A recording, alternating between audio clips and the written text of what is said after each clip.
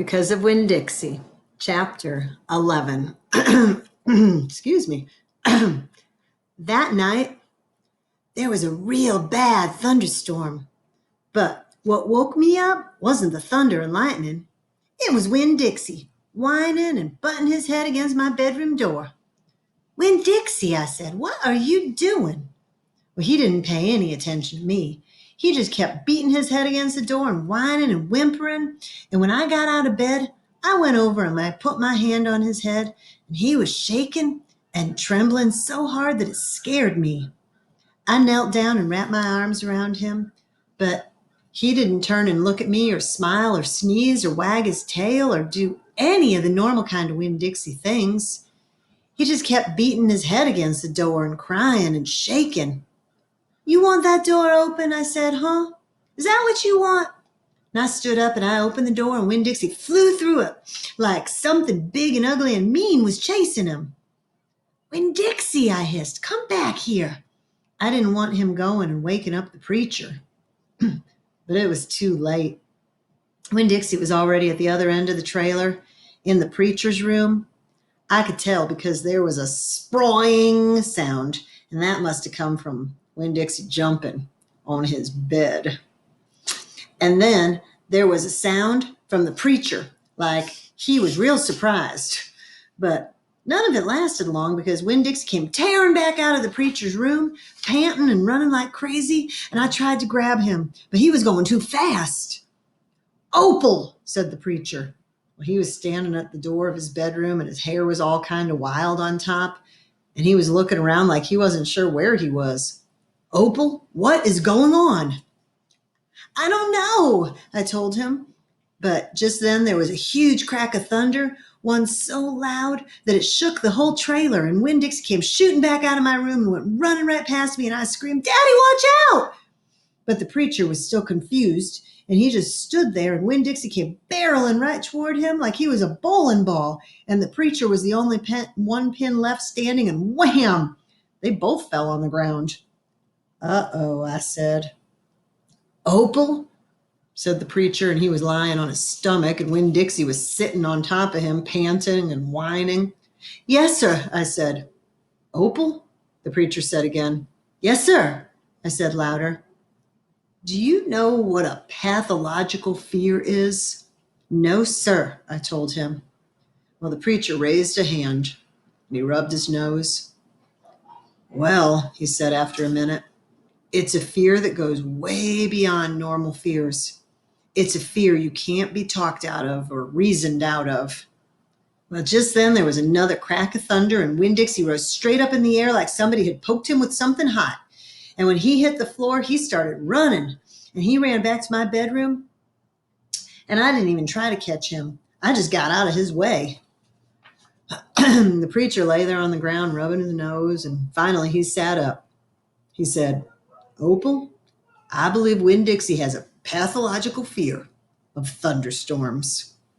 And just when he finished his sentence, here came Winn-Dixie again, running to save his life. I got the preacher up off the floor and out of the way just in time. There didn't seem to be a thing we could do for Winn-Dixie to make him feel better, so we just sat there and watched him run back and forth, all terrorized and panting. And every time there was another crack of thunder, Winn-Dixie acted all over again like it was surely the end of the world.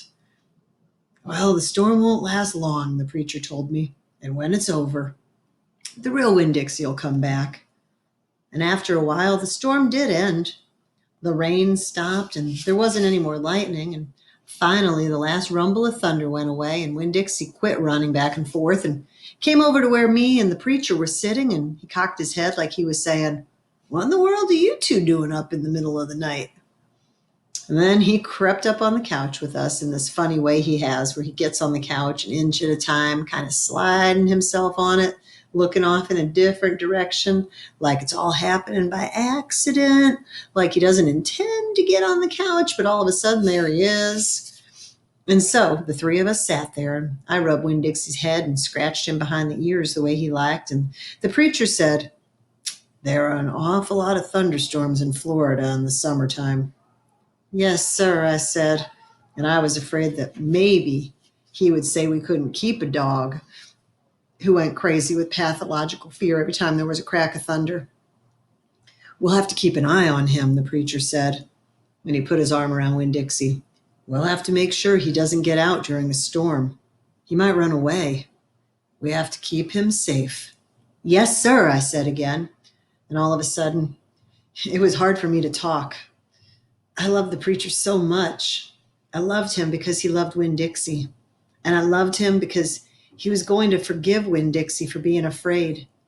But most of all, I loved him for putting his arm around Winn-Dixie like that, like he was already trying to keep him safe. Chapter 12. Me and Winn-Dixie got to Gertrude's Pets so early for my first day of work that the closed sign was still in the window. But when I pushed on the door, it swung open, and so we went on inside. I was about to call out to Otis that we were there, but then I heard music. It was the prettiest music I had ever heard in my life. I looked around to see where it was coming from, and that's when I noticed that all the animals were out of their cages. There were rabbits and hamsters and gerbils and mice and birds and lizards and snakes, and they were all just sitting there on the floor like they had turned to stone. And Otis was standing in the middle of them.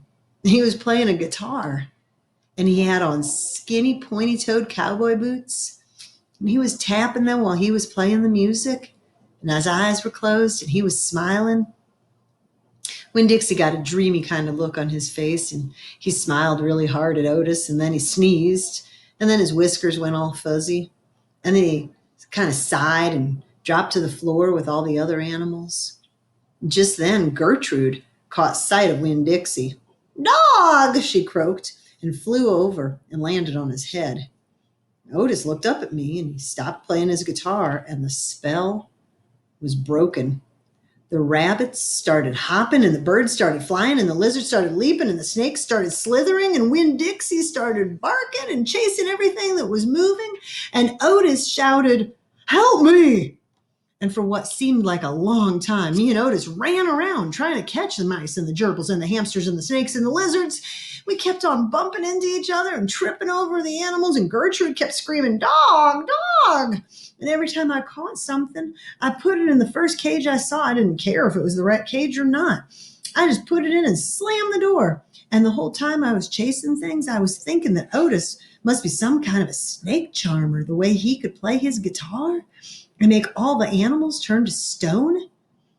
And then I thought, this is silly. And I shouted over Winn-Dixie's barking and Gertrude's yelling, and I said, "Play some more music, Otis." Well, he looked at me for a minute, and then he started playing his guitar.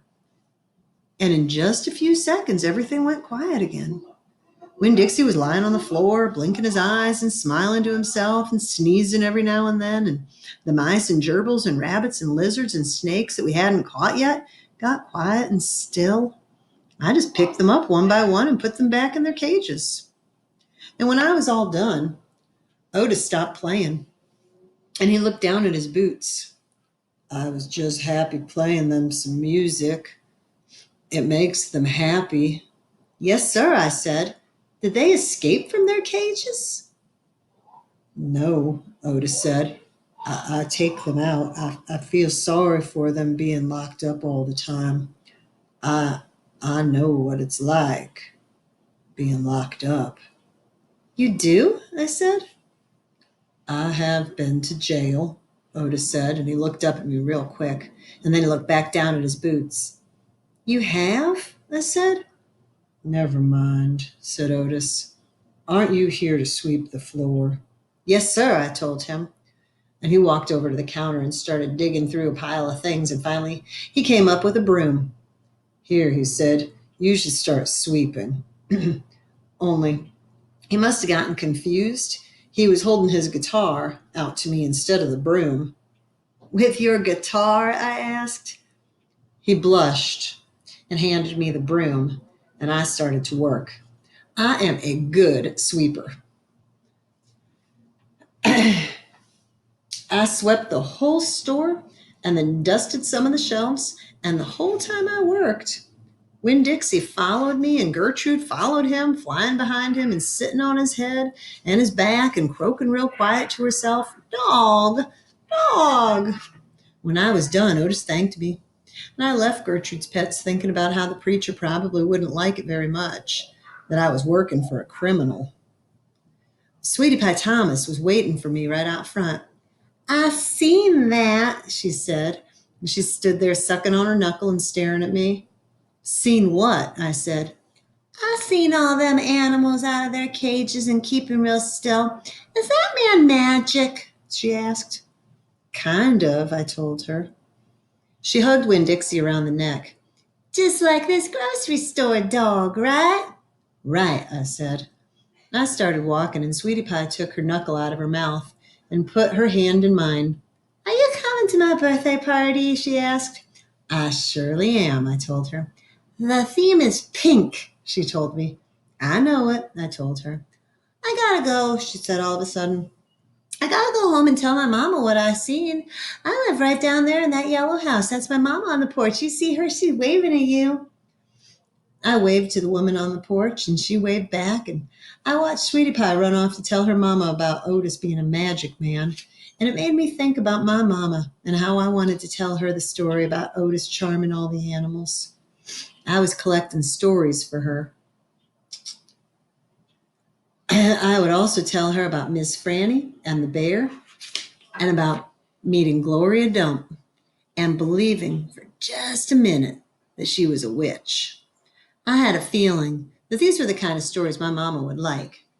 The kind that would make her laugh out loud, the way the preacher said she liked to laugh. Hope you enjoyed today's. Tune in tomorrow for more Because of Winn-Dixie.